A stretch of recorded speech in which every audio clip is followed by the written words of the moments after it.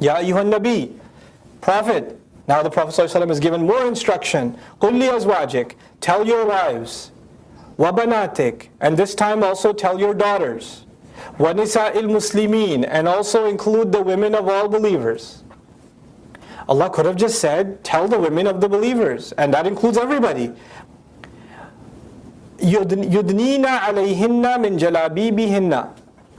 Let's take these words bit by bit, because this is a sensitive ayah. And al-idna, yudnina, the Arabic word yudnina, idna taqribu shay'i min shay', to bring something close to something. And so Allah says, qutufuha daniya. In Jannah, the branches of the trees, those massive trees in Jannah, their branches, they come close to you. So they're called daniya, they lower themselves. They lower themselves. So adna means two things, to bring close and to lower. وَأَيْ قَرِيبَ التَّنَاوُلْ سَهْلَةَ الْجَنِي. Yani, in that particular ayah, it means it's so close that you can just take it, and it's easy to pick off. وَالْمُرَادُ يُدْنِينَ جَلَابِبِهِنَّ أَيْ مِنَ الْأَرْضِ لِتَسْتَرَّ الْجِسْمِ. First, let's, again, adna, to draw something over, to drop something down, to bring something down. It's the image of somebody putting on a garment, and when they put it on, it drops. You know how you put a shirt on and it drops on your body? It drops. This is adna, it's dropping. Now somebody puts on a long dress, they put it over themselves, and as they put it on, it drops, it drapes over. This is from the word idna. So whatever Allah is talking about, whatever kind of garment Allah is talking about, number one, isn't tight. Why can't it be tight? Because if it's tight, it doesn't drop. It doesn't drop on its own. Two, it's loose in the sense that it's not one piece, or it's not multiple pieces, it's one piece that falls. It just falls over. Now, yudnina, let's talk about alayhinna. They should drop whatever this garment is over themselves. So the garment is coming from above. One part of it has to be above. Alay, now it gets to the head. Now, the head covering specifically has already been mentioned where? Surah An-Nur. The head covering has already been mentioned. What's supposed to be covered? And there what was highlighted is the hair shouldn't show. That was the first thing. And the second thing was that the chest should be covered in a loose way, so it's drawn over. So whatever a woman's wearing, her hijab falls over her chest, and it's, the jayb was mentioned there. Okay? Now, yudnina alayhinna, they should veil over themselves, draw over themselves, min jalabibihinna. Jilbab, yani a large cloth. Khimar is a larger cloth too. Khimar is up to, you could say if you were putting a khimar on, it would cover almost up to your belly. That would be a khimar. If you were putting on a jilbab, it would cover from head to toe. That large garment would be head to toe. And that's kind of in different cultures in the Islamic world, this manifested in different ways, right? So there's the hijab piece, and there's the jilbab piece. Then there is the rocket ship thing, right? Some cultures have like the whole thing in one drop, and there's this thing for the eyes, right? That's their variation of jilbab. There's a lot of commentary about this ayah and what it means, okay?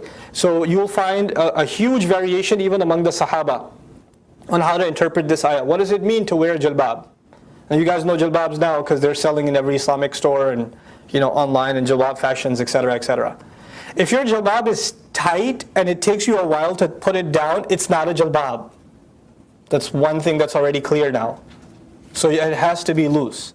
The second thing is it covers, it's the entire body.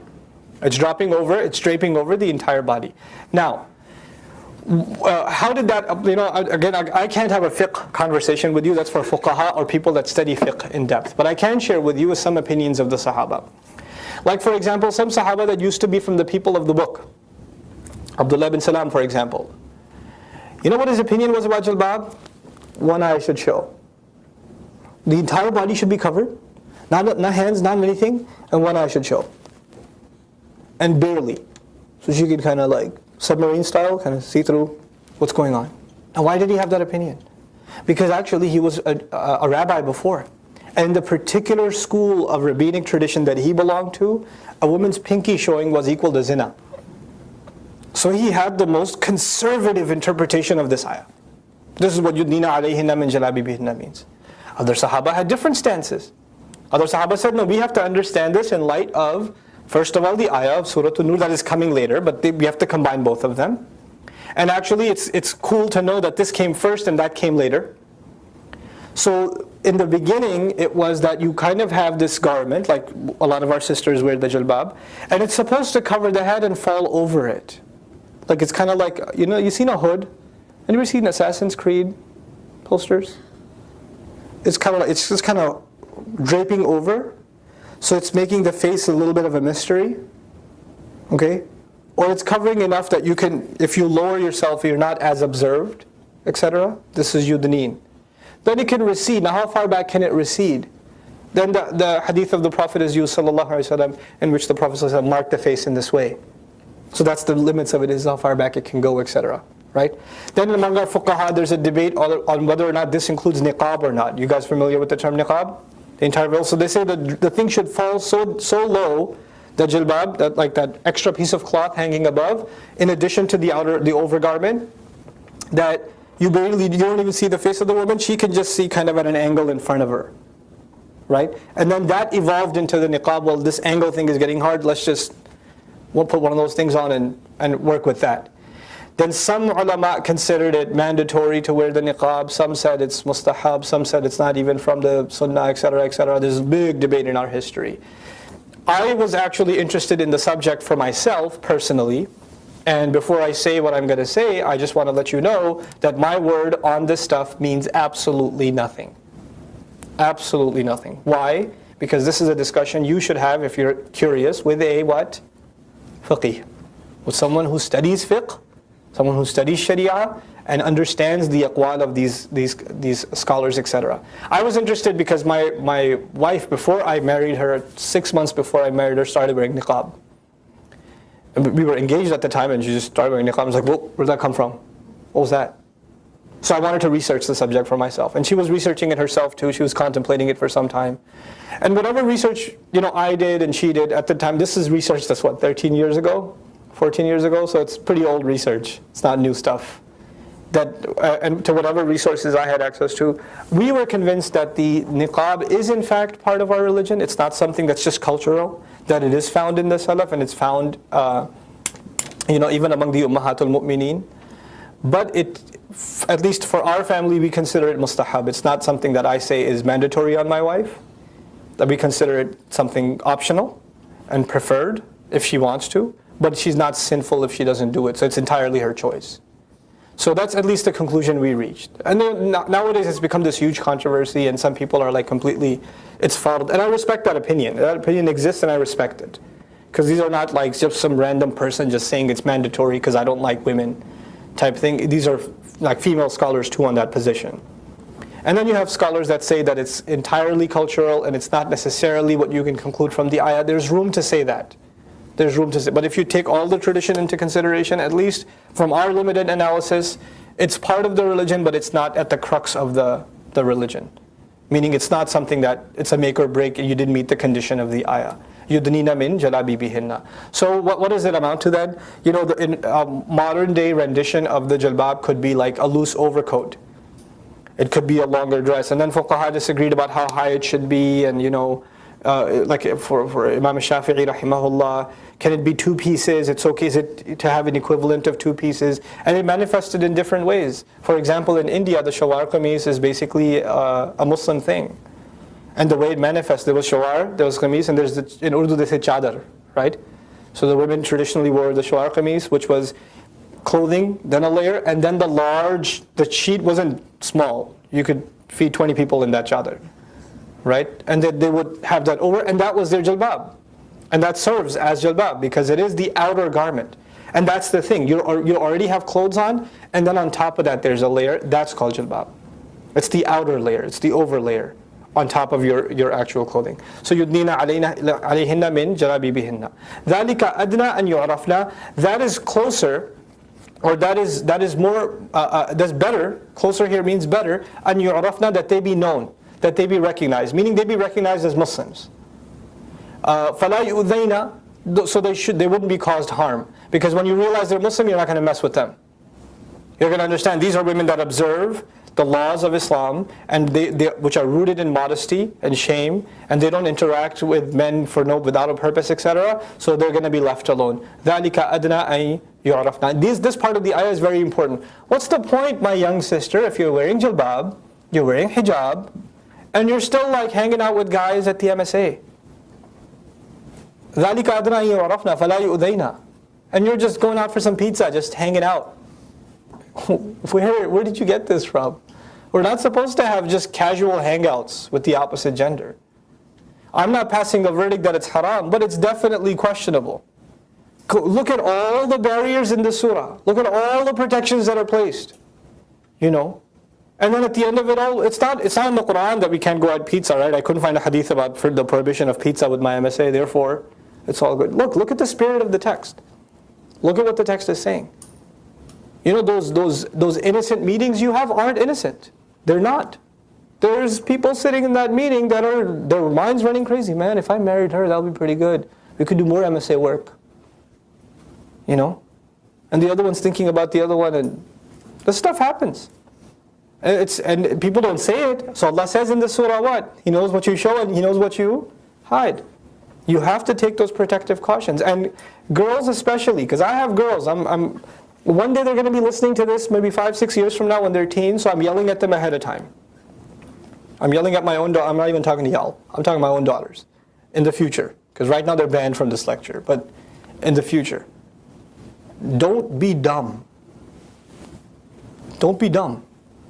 Don't think boys aren't interested in you. Or you're just talking. There's no such thing. Be smart. Be aware. Be cautious. You're so oblivious. The boys, their hormones are always active. They're always thinking. It never turns off. They don't know how to turn it off. They don't know. Especially when they're younger. 14, 15, 16, 17, 18, 19. Now when does it turn off? About 30 minutes after death. That's when it turns off for men. Okay? It just, once it's on, it's on. Don't think that it's harmless conversation, or we're just discussing homework, or we're just, no, keep your voice stern. Avoid laughter, unnecessary laughter. Avoid small talk. You know? Ala qadr al-imkan, as much as possible. Nobody should get the wrong idea. You know? You may not even mean it. You may not even mean to send the wrong signal, but you will just because you said salam a certain way. Just because you said salam a certain way. Some of our fuqaha even went as far as to say, you don't even have to respond to a guy's salam if you don't know him. He says, Assalamu alaikum, sister. Nice convention, isn't it? You walk off. You can say salam in your heart. It's okay. He'll live. Astaghfirullah al-azim. Allah says you should respond to the salam. It's okay. My dad can respond to your salam. You know, my brother over there, yeah, he benches 360 pounds. He can respond to your salam. You know? So, you have to have a certain, and I'm not saying you don't respond to salam, but if you want to respond, then be like, sound like you're mad at the world. Wa alaikum salam.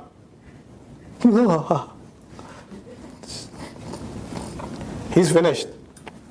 He's gone. I've mentioned that to you before with يَغْضُضْنَ مِنْ أَصْوَاتِهِنَّ. Take a tough voice. And if you take a tough voice, you're safe. فَذَلِكَ أَدْنَىٰ أَنْ يُعْرَفْنَا فَلَا يُؤْذَيْنَا وَكَانَ اللَّهُ غَفُورًا رَحِيمًا. And Allah has always been extremely merciful, always forgiving. One more thing I want to say here. There is a new argument among some families, don't wear hijab, don't wear jilbab, because you'll be a target. People are going to look at you and they're going to say things to you at Walmart. Don't wear it because when you go to campus, people will make fun of you. If the point of hijab and jilbab is to blend in America, if you wear it, then you're going to be a target. It's the opposite. You're not blending in. So you shouldn't wear it because the whole point is that you shouldn't blend in. Now Allah says that you will be caused harm by not wearing it. Now it's the passive form. Allah didn't say فَلَا يُؤْذِيهِنَّ النَّاسُ. So people cause them harm. No, Allah didn't say that. Allah said so they may not be harmed. They may not be hurt. In other words, the hurt, the harm isn't just restricted to what people might say. The hurt can be of a spiritual form. The hurt can, the problem here could be of a greater form. And yu'rafna, urf in Arabic is also recognition and honor. So they can wear this so they may be honored. Honored by who, you ask? Honored by Allah Azza wa Jal. Allah would honor them. This is Allah's urf to them. Urf is a recognition and honor. So the argument that people might say something, you have to compare what people says with what Allah says. People might harm you. Allah says, no, I will be hurt if I take it off. So whether people hurt me or not, hurt will come to me, pain will come to me if I don't observe it. Now, I'm not trying to be insensitive to girls that are struggling, my younger sisters, my older sisters, my mothers, my sisters that aren't wearing hijab and jilbab. I'm not knocking on them. It's a struggle. Just last night, I was at a restaurant with some friends, and they were on the table next to us. There were two girls. I didn't even know they were Muslim. They told me about the two guys, overheard their conversation. One was telling the other, you should try hijab. I'm going to try it too. I tried it before, but I took it off. I didn't, people were too judgmental or whatever. But really, it's the month of Ramadan. If we're ever going to try, we should try now. And they're discussing this over hookah, like afra. And then she says to the other, hey, let's go to the masjid. And they just went to the masjid. I have a jilbab in my car. You can't judge people. You don't know what people are going through. You don't know what their backgrounds are. You don't know what they've been exposed to before. So because the ayah says this, you don't take this ayah, make a poster out of it, then roll it up and slap people on the head with it whenever you see them not wearing it. That's not what the point is. The law is the law is the law. I can't give you a watered down version of what Allah says to make you feel better. I can't do that. But at the same time, I can't judge you either. We have to be true to what the text says, and we have to be courteous to people's situations. If somebody's struggling with it, if somebody hasn't come to understand it yet, if somebody says, I want to do my own research and make my own conclusions, we have to respect that. If somebody hasn't seen it, they felt the need for it in their heart, then these ayat, they're not going to change that. I went to my cousin and I recited the ayat and she still didn't wear hijab. Astaghfirullah. What's wrong with you? Allah revealed this ayah. I told you, right? Allah has been talking about modesty and shame. He's been talking about it since the beginning of Revelation. We are now in the 5th year of Medina. Now we're reading this. 5th year of Medina. You know how many years it's been now? 18 years and hijab came down. For 18 years, Muslim women are taught to guard their shame, but there's no conversation of hijab and there's no conversation of jilbab. These are the sahabiyat. These are the mothers of the believers. These are the best of the Muslims. And then these laws came down. So there is such a thing as modesty outside of these things, but then finally the law came down. Now law is law.